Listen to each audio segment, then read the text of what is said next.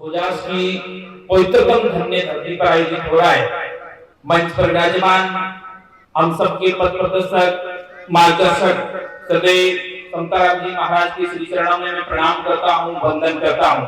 मंच पर विराजमान कर्नल केसरी सिंह साहब, भवानी सिंह जी, लोकेंद्र सिंह जी, सम्मानित मंच और मेरे सामने उपस्थित माताओं, बहनों, समस्त युवा साथियों, बुजुर्गों, आज के कार्यक्रम की रूपरेखा में विषय जो रखा है प्रतिभा सम्मान समारोह। और शायद मुझे जहां तक लगता है कि राजनीतिक क्षेत्र में हम कैसे आगे बढ़ सकते हैं, हमारी महत्वपूर्ण भूमिका कैसे रह सकती है, संक्षिप्त में अपनी बात को रखता हूं।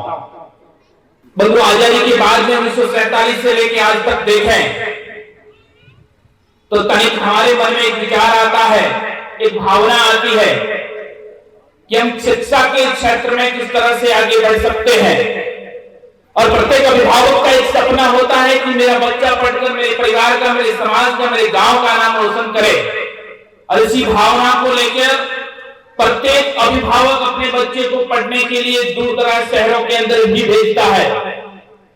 ईडब्ल्यूएस लागू होने के बाद में, सरलीकरण के बाद में कई तरह के फायदे भी हुए हैं, लेकिन वर्तमान परिदृश्य में शिक्षा के साथ साथ में हम व्यापार में आगे कैसे, राजनीतिक क्षेत्र में हमारी भागीदारी कैसे हो सकती है, इसके लिए हम सबको यह तय करना पड़ेगा कि आदिकाल से छत्तीस कौम के लोग हमारे ऊपर जो विश्वास करते थे, हमारे ऊपर जो भरोसा करते थे, वो विश्वास धीरे धीरे हमारे से कम कैसे हो रहा है, टूट कैसे रहे हैं लोग हमारे।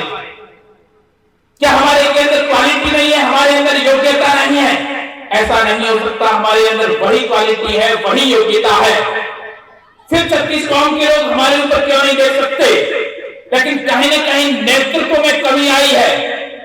उसी भावना को देखते हुए वापस राजनीतिक चेतना को जगाने के कार्य कौन करेगा?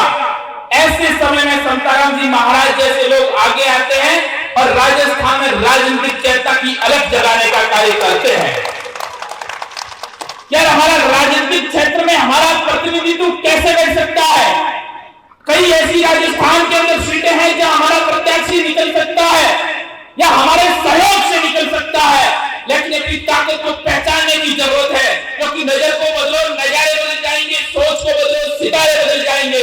अरे कौन कहता है दृष्टि बदलने को? धारा को बदलो, किनारे बदल जाएंगे, धारा को बदलो, किनारे बदल जाएंगे। लेकिन मैं तो इतना ही कहना चाहता हूं कि अपनी शक्ति को पहचानने का कार्य करें हम लोग। क्या थे, क्या हो गए, अपने रजपूतियान मान और शान को पहचानने का हम सब कार्य कब करेंगे? जो छत्तीस कौम के लोग हमारे ऊपर विश्वास करते थे, लेकिन आज कहीं न कहीं राजनीतिक भागीदारी हमारी नहीं होने के कारण, इतिहास की जब मैं बात करता हूं, हमारी हिस्ट्री को तीन भागों में बांटा गया है: medieval history, modern history, ancient history, प्राचीन, मध्यकालीन, आधुनिक।